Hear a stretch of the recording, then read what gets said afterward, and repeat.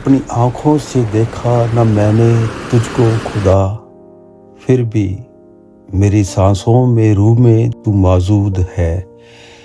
जिधर देखता हूँ खुशी ही खुशी, मेरे जीवन में आना तेरा खूब है।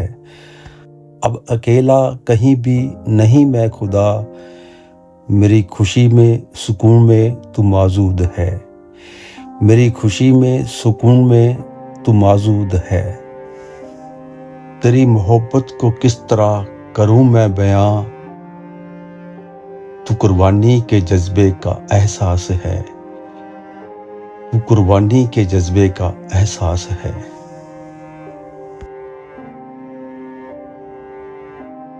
परमेश्वर ने जगत से ऐसा प्रेम किया कि उसने अपना इकलौता बेटा दे दिया, ताकि जो कोई उस पे विश्वास करेगा नाश ना होगा वरन अनंत जीवन पाएगा।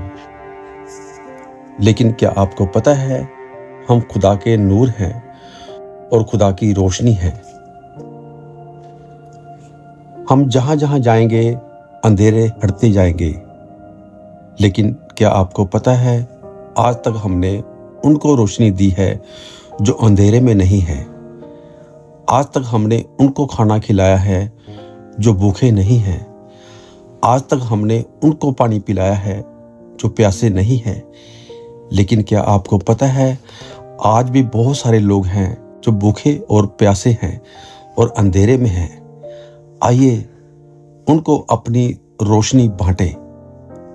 आमीन।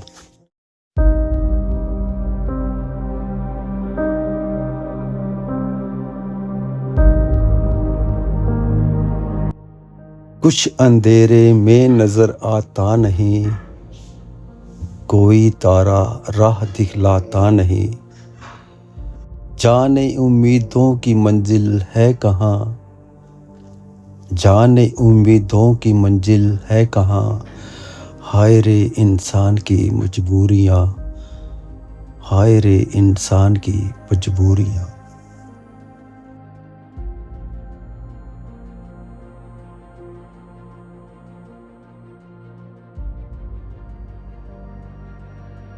कफन से ढांक कर बैठे हैं ये सपनों की लाशों को, कफन से ढांक कर बैठे हैं ये सपनों की लाशों को। जो किस्मत ने दिखाए देखते हैं उन तमाशों को। जो रोते हैं कई दिन से जरा उनको भी बहला लो। अरे ओ रोशनी वालो, अंधेरे में जो बैठे हैं नज़र उन पे भी कुछ डालो। अरे ओ रोशनी वालो, अरे ओ रोशनी वालो।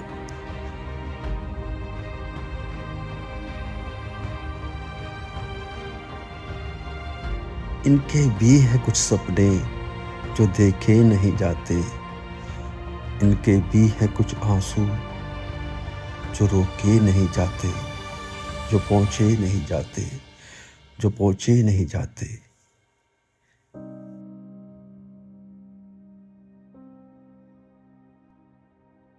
मेरी माँ कहती थी कि खाने से कीमती होती है भूख, पानी से कीमती होती है प्यास, और बेड से कीमती होती है नींद।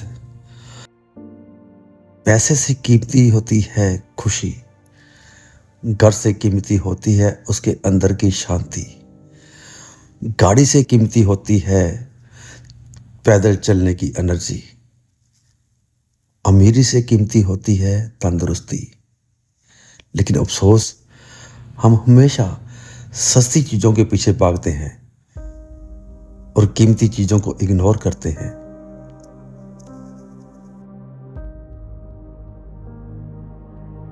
क्या आपको पता है, आज भी हमारे देश में ऐसे गांव हैं जहां पानी की सुविधा नहीं है और औरतें 5-5, 10-10 किलोमीटर पैदल चलकर घड़ों में पानी लेकर आती हैं। क्या आपको पता है, आज भी हमारे देश में ऐसे लोग हैं, ऐसे गांव हैं जहां बिजली नहीं है, बच्चों के लिए एजुकेशन नहीं है, कोई सुविधा नहीं है। क्या आपको पता है, आज भी हमारे देश में ऐसे गांव हैं जहां पर अभी तक खुदा का वचन नहीं पहुंचा। लेकिन ये नहीं कि खुदा का वचन नहीं पहुंचा, खुदा भी नहीं पहुंचा। खुदा हमेशा उन लोगों के साथ है और हमेशा वो सब खुदा की नज़र में है।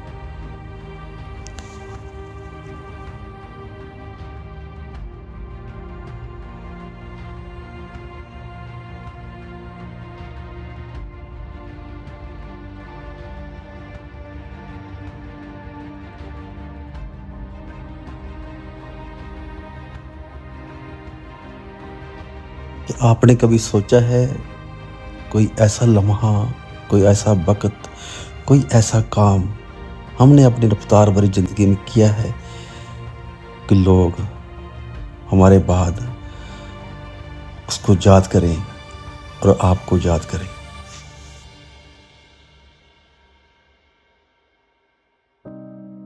क्षमा के अंजाम की किसको खबर, क्षमा के अंजाम की किसको खबर, खत्म होगी जहाँ जलेगी रात भर, जाने जे शोला बनेगी जहाँ धुआं, जाने जे शोला बनेगी जहाँ धुआं, हाय रे इंसान की मजबूरियाँ, हाय रे इंसान की मजबूरियाँ।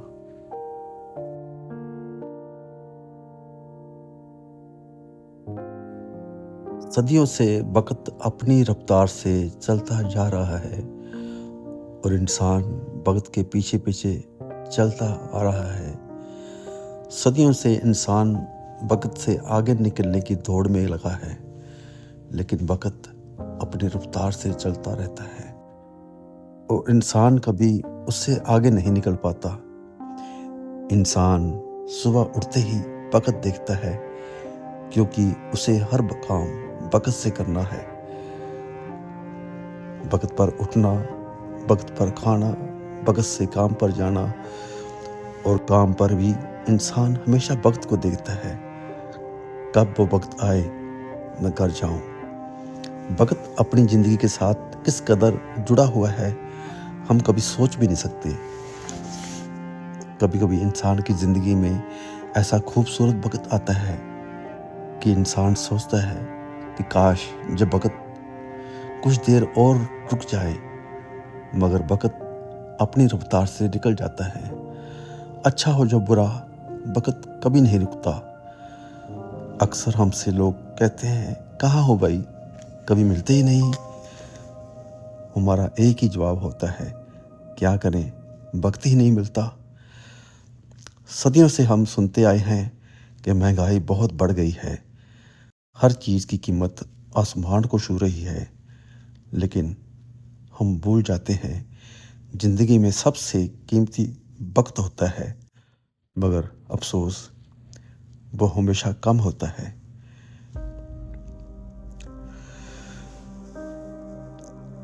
इंसान वक़्त से आगे निकलने के लिए हमेशा अपनी रफ्तार बढ़ाता रहता है।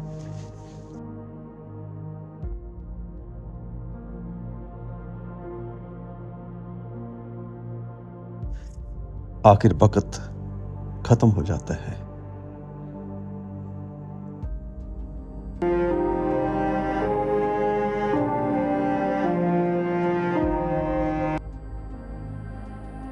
हम अपने जीवन में बहुत सारे ऐसे लोगों को देखते हैं जिनको हमारी हेल्प की ज़रूरत होती है, लेकिन हम देखते हुए भी नहीं देखते, हम समझते हुए भी नहीं समझते। अगर कोई भूखा है तो उसे खाने को दे, अगर कोई प्यासा है तो उसे पानी दे, अगर कोई परेशान है तो उसे हौसला दे। बाइबल हमें बताती है अगर हम ऐसा नहीं करते तो खुदा हमसे कहेगा। मत्ती 25:41 में लिखा है, तब वो वाई और बालों से कहेगा, हे श्रापित लोगों, मेरे सामने से उस अनंत आग में चले जाओ जो शैतान और उसके दूतों के लिए तैयार की गई है। क्योंकि मैं भूखा था और तुमने मुझे खाने को नहीं दिया, मैं प्यासा था और तुमने मुझे पानी नहीं पिलाया, मैं परदेसी था और तुमने मुझे अपने घर में नहीं ठहराया। मैं नंगा था और तुमने मुझे अपने कपड़े नहीं पहनाए। मैं बीमार और बंदीगृह में था और तुमने मेरी सुधि ना ली। तब वे उत्तर देंगे कि हे प्रभु, हमने तुझे कब भूखा या प्यासा देखा, या परदेसी देखा, या नंगा या बीमार या बंदीगृह में देखा और तेरी सेवा टहल ना की। तब वो उन्हें उत्तर देगा, मैं तुमसे सच कहता हूँ कि जो इन छोटे से छोटों में से किसी एक के साथ नहीं किया, वो मेरे साथ नहीं किया।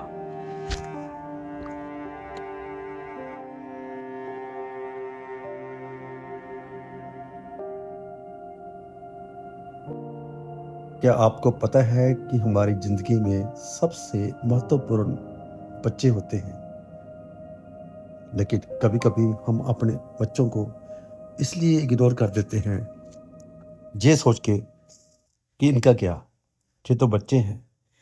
लेकिन क्या आपको पता है, जब बच्चों को बोलना भी नहीं आता, तब भी वो आपको नोटिस कर रहे होते हैं।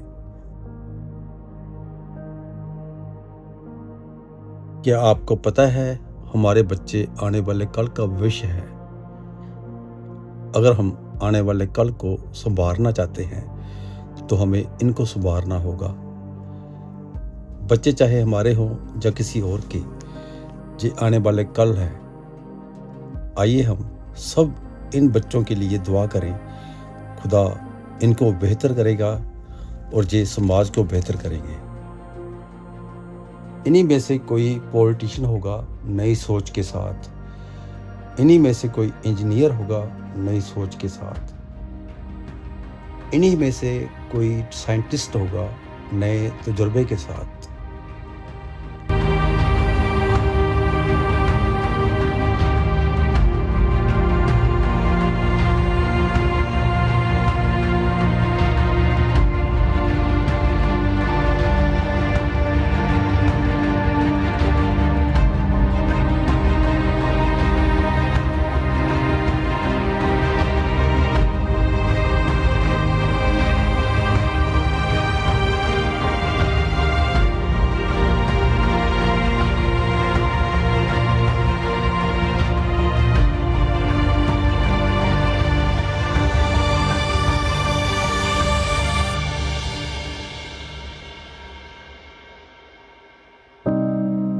परमेश्वर ने जगत से ऐसा प्रेम किया कि उसने अपना इकलौता बेटा दे दिया, ताकि जो कोई उस पर विश्वास करे नाश न हो वरन अनंत जीवन पाए।